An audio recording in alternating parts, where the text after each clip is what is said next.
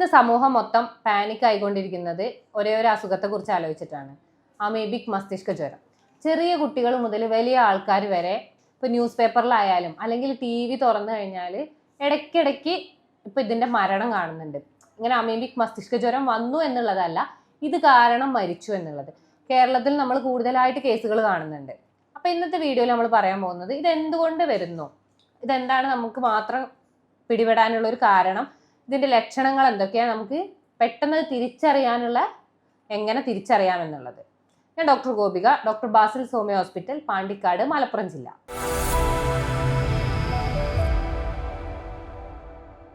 അപ്പോൾ എല്ലാവരും TV കാണുന്നവരും news paper വായിക്കുന്നവരാണ്.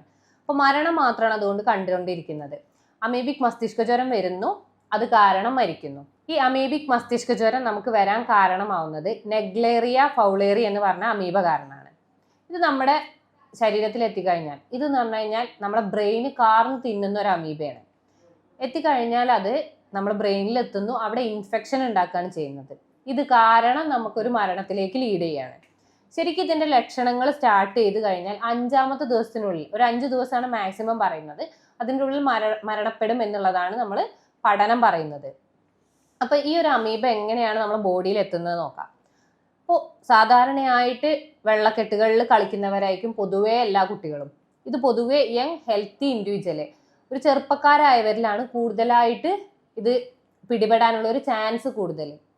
കാരണം അവരിൽ ഒരു പരിധി കഴിഞ്ഞു കഴിഞ്ഞാൽ നമ്മൾ കുളത്തിൽ ചാടുന്നത്, വാട്ടർ തീം പാർക്കിൽ പോകുന്നതൊക്കെ ലിമിറ്റഡ് ആയിരിക്കും. പക്ഷെ ഈ ഒരു ഹെൽത്തി ആയിട്ടുള്ള ചെറുപ്പക്കാരെന്ന് പറയുന്നത് ഇടയ്ക്കിടയ്ക്ക് ഇങ്ങനത്തെ വെള്ളക്കെട്ടുകളിൽ കളിക്കുന്നവരായിരിക്കും. അതാണ് മെയിനായിട്ട് ഇവരിൽ ഇത് വരാനുള്ള ഒരു ചാൻസ് ഉണ്ടാക്കുന്നത്. ഇളം ചൂടുള്ള കെട്ടിക്കിടക്കുന്ന വെള്ളം, അത് ക്ലോറിനേറ്റഡ് ആണെങ്കിൽ കുഴപ്പമില്ല, ക്ലോറിനേറ്റഡും അത് കംപ്ലീറ്റ്ലി പ്യൂരിഫൈഡ് ആണ് നമ്മൾ ഉറപ്പ് വരുത്തുകയാണെങ്കിൽ കുഴപ്പമില്ല. പക്ഷെ അല്ല എന്നുണ്ടെങ്കിൽ ഇതിൽ അമീബ ഉണ്ടാവാനുള്ള ഒരു ചാൻസ് കൂടുതലാണ്. അതുപോലെ തന്നെ ഈ കന്നുകാലികളെ കഴുകിയ വെള്ളം, അതും കെട്ടിക്കിടക്കുന്ന ആണെന്നുണ്ടെങ്കിൽ അതിൽ നിന്ന് കുളിക്കുകയാണെങ്കിൽ നമുക്കിത് വരാനുള്ള ഒരു ചാൻസ് കൂടുതലാണ്. അതുപോലെ പുഴ, ഈ കുളങ്ങൾ, ഇതൊക്കെ കെട്ടിക്കിടക്കുന്നുണ്ട്, അതിലെന്തെങ്കിലും തരത്തിലുള്ള മാലിന്യങ്ങൾ വീഴുക, ഈ രീതിയിലുണ്ടെങ്കിൽ അത് നമുക്ക് അമീബിക് മസ്തിഷ്ക ജ്വരം ഉണ്ടാവാനുള്ള ഒരു ചാൻസ് ആണ്. അതുപോലെ തന്നെ വാട്ടർ തീം പാർക്കുകളിൽ ശുദ്ധീകരിക്കുന്നുണ്ടെങ്കിൽ ഓക്കെ, അല്ലാതെ ഇത് കെട്ടിക്കിടക്കുകയാണെന്നുണ്ടെങ്കിൽ ഇതിൽ നമ്മൾ ചാടുന്ന സമയത്ത് അമീബ നമ്മുടെ ബോഡിയിലെത്തുന്നു. പിന്നെ മെയിനായിട്ട് തന്നെ എല്ലാ വെള്ളങ്ങളിലും ഈ അമീബ ഉണ്ടെങ്കിലും അത് ചാടി എന്ന് വിചാരിച്ച് നമ്മുടെ ബോഡിയിൽ അത് എത്തിക്കൊള്ളണം എന്നില്ല. ഇത് എത്തുന്ന ഒരു സാഹചര്യം എന്ന് പറഞ്ഞാൽ മൂക്കിലൂടെ കയറുകയാണെങ്കിൽ മാത്രമേ ഡയറക്റ്റ് ആയിട്ട് അത് ബ്രെയിനിൽ എത്താനുള്ള ഒരു ചാൻസ് ഉള്ളൂ. അല്ല എന്നുണ്ടെങ്കിൽ നമ്മുടെ ശരീരത്തിൽ അത് ബുദ്ധിമുട്ടുകൾ ഉണ്ടാക്കില്ല. മൂക്കിലൂടെ കയറി കഴിഞ്ഞു കഴിഞ്ഞാൽ അത് ഇൻഫെക്ഷൻ ഉണ്ടാക്കുകയും ഡയറക്റ്റ് നമ്മുടെ നാഡീ വ്യവസ്ഥേനെയാണ് അത് ബാധിക്കുന്നത്. നാഡീ വ്യവസ്ഥ ഇപ്പം അതിനെ ഓപ്പോസിറ്റായിട്ട് പ്രൊട്ടക്റ്റ് ചെയ്യാൻ ശ്രമിച്ചു കഴിഞ്ഞാലും അത് അവിടെ നിൽക്കാത്തൊരവസ്ഥ വരും. ഇത് കറക്റ്റ് നമ്മുടെ ബ്രെയിൻ എന്ന് പറഞ്ഞു കഴിഞ്ഞാൽ ശരിക്കൊരു പാളിയുണ്ട്. ആ പാളിക്ക് ഇൻഫെക്ഷൻ വന്നു കഴിഞ്ഞാൽ നമ്മളതിനെ പറയുന്ന പേരാണ് മെനിഞ്ചൈറ്റിസ്. അപ്പോൾ എന്തെങ്കിലും തരത്തിൽ ഇപ്പോൾ ഈ അമീബ എത്തി അവിടെ കാർന്ന് തിന്നു എന്നുണ്ടെങ്കിൽ ഇൻഫെക്ഷൻ വരികയും അത് കാരണം ബുദ്ധിമുട്ടുകൾ വരികയും ചെയ്യും. അപ്പോൾ എപ്പോഴും ശ്രദ്ധിക്കേണ്ടത്, മാലിന്യങ്ങളുള്ള അല്ലെങ്കിൽ എന്തെങ്കിലും തരത്തിൽ പ്യൂരിഫൈഡ് അല്ലാത്ത ഒരു വെള്ളം ഉപയോഗിക്കുന്ന സമയത്ത് ഒന്നെങ്കിൽ നമ്മൾ മൂക്കിലൂടെ അത് കയറുന്നതിന് ഒരു തടസ്സം ഉണ്ടാക്കുക.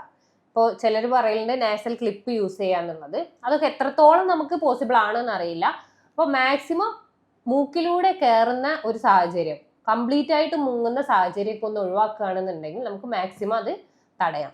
പിന്നെ ഇത് വന്നു കഴിഞ്ഞാൽ എന്ന് പറഞ്ഞു കഴിഞ്ഞാൽ നമുക്കതൊരു പരിധി വരെ നിയന്ത്രിക്കാൻ പോലും പറ്റാത്തൊരവസ്ഥയാണ്, മരണത്തിലേക്ക് ലീഡ് ചെയ്യാണ് ചെയ്യുന്നത്. അപ്പോൾ വരാതിരിക്കാൻ മാക്സിമം ശ്രമിക്കുകയാണ് ചെയ്യേണ്ടത്.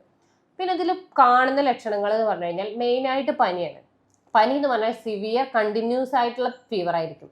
എന്ത് മെഡിസിൻ എടുത്തു കഴിഞ്ഞാലും അതിനൊരു മാറ്റവും ഇല്ലാതെ കംപ്ലീറ്റ് ആയിട്ട് ഒരു ഡേ മൊത്തം പനിക്കുന്ന ഒരു അവസ്ഥ ഉണ്ടാവാറുണ്ട്. അതുപോലെ തന്നെ ഭയങ്കരമായിട്ടുള്ള തലവേദന, കാരണം തലയിലുള്ള പാളിക്കാണിത് ഇൻഫെക്ഷൻ വന്നിട്ടുള്ളത്. അത് കാരണം തലയ്ക്ക് നല്ല ബുദ്ധിമുട്ടുണ്ടാവുകയും ഒന്നെങ്കിൽ കനം അല്ലെങ്കിൽ ഹെവി ആയിട്ടുള്ള വേദന ഉണ്ടാവുകയും ചെയ്യാറുണ്ട്. അതുപോലെ തന്നെ ഈ തലയുടെ വേദന കഴുത്തിലേക്ക് ഇറങ്ങുകയും കഴുത്തിനൊരു സ്റ്റിഫ്നെസ് വരികയും ചെയ്യും. അങ്ങോട്ടോ ഇങ്ങോട്ടോ തിരിക്കാൻ പറ്റാത്തൊരവസ്ഥ ഉണ്ടാവാറുണ്ട്. അത് നീർക്കെട്ടും ബുദ്ധിമുട്ടുകളും ഉണ്ടാവാറുണ്ട്. അതുപോലെ ബ്രെയിനിന് ഒരു കൺഫ്യൂഷൻ അവസ്ഥ ഉണ്ടാവാറുണ്ട്. നമുക്ക് കറക്റ്റ് ഒരു നമ്മുടെ ഡേ ടു ഡേ ലൈഫ് തന്നെ ചെയ്യാൻ പറ്റാത്ത അവസ്ഥ. ഇപ്പം എന്തെങ്കിലും കാര്യങ്ങൾ ചോദിക്കുകയാണെന്നുണ്ടെങ്കിൽ കറക്റ്റായിട്ട് അതിന് പറയാതിരിക്കുകയോ ഒരു കോർഡിനേഷൻ നഷ്ടപ്പെട്ട ഒരവസ്ഥയായിരിക്കും ഉണ്ടാവുക. പേഷ്യൻറ്റിനോട് നമ്മൾ ചോദിക്കുകയാണ് ഫുഡ് കഴിച്ചോ, പക്ഷെ അത് അവർക്ക് റെക്കഗ്നൈസ് ചെയ്യാൻ പറ്റാത്തൊരവസ്ഥ ഉണ്ടായിരിക്കും. അതൊരു കൺഫ്യൂസ്ഡ് സ്റ്റേറ്റ് ആയിട്ട് മാറുകയാണ് ചെയ്യുക. അതുപോലെ തളർന്ന പോലുള്ളൊരു ബുദ്ധിമുട്ടുണ്ടാവാറുണ്ട്, ഭയങ്കരമായിട്ടുള്ള ക്ഷീണം ഉണ്ടാവാറുണ്ട്. പിന്നെ ഇത് കുറച്ച് അഡ്വാൻസ്ഡ് ആയി കഴിഞ്ഞാൽ ഒരു കോമ സ്റ്റേജിലേക്ക് പോവുകയാണ് ചെയ്യുന്നത്. ഇത്രയാണ് മെയിനായിട്ടുള്ള ലക്ഷണങ്ങൾ. ഇതിനോടനുബന്ധിച്ച് ഓക്കാനം, ഛർദിയും നമ്മൾ കാണാറുണ്ട്. പക്ഷെ അത് നമ്മൾ മഞ്ഞപ്പിത്തത്തിൻ്റെതാണോ അല്ലെങ്കിൽ മസ്തിഷ്ക ജ്വരത്തിൻ്റെതാണോ എന്നുള്ളത് കറക്റ്റായിട്ടൊന്ന് ഐഡന്റിഫൈ ചെയ്യണം. ഇത്രയും ലക്ഷണങ്ങളാണ് മെയിനായിട്ട് കാണുന്നത്. അപ്പൊ എപ്പോഴും നമ്മൾ ശ്രദ്ധിക്കേണ്ട ഒരു കാര്യം എന്താ വെച്ചാൽ, ഇപ്പൊ എവിടെ കളിക്കുകയോ എല്ലാ വെള്ളത്തിലും കളിച്ചു എന്ന് വിചാരിച്ചിട്ട് ഇത്തരം ബുദ്ധിമുട്ടുകൾ വരുന്നില്ല. അപ്പോൾ എന്നെങ്കിലും ചിലപ്പോൾ കുറേ ദിവസങ്ങൾക്ക് ശേഷമായിരിക്കും ഈ ലക്ഷണങ്ങൾ വരുന്നത്. കാരണം എന്താ വെച്ചാൽ അത് ചിലപ്പോൾ ഉള്ളിലേക്ക് എത്താനുള്ള ഒരു ടൈം എടുത്തിട്ടുണ്ടാവും. പിന്നെ ചില നല്ല വെള്ളമാണെങ്കിൽ പോലും അതിൽ ഇതിന്റെ അമീബേന്റെ ഒരു ലാർവയോ അല്ലെങ്കിൽ അമീബ ഉണ്ട് എന്നുണ്ടെങ്കിൽ അത് നമ്മളെ ബുദ്ധിമുട്ടുണ്ടാക്കും.